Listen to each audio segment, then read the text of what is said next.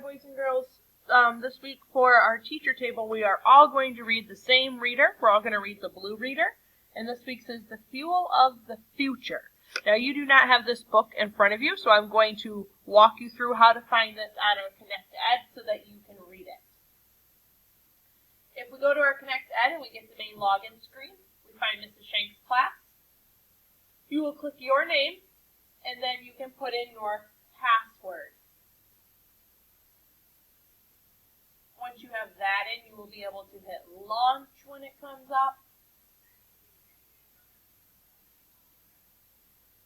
And then if you go to this blue read circle, you will see The Fuel of the Future. We do not have to go into our resources and look it up since we are all reading the same book this week. And we see it's the blue one, and we click on that.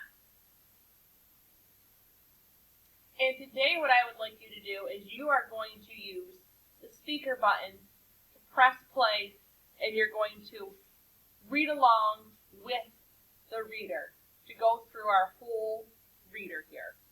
Once you have finished with that, you will be done with teacher table for the day.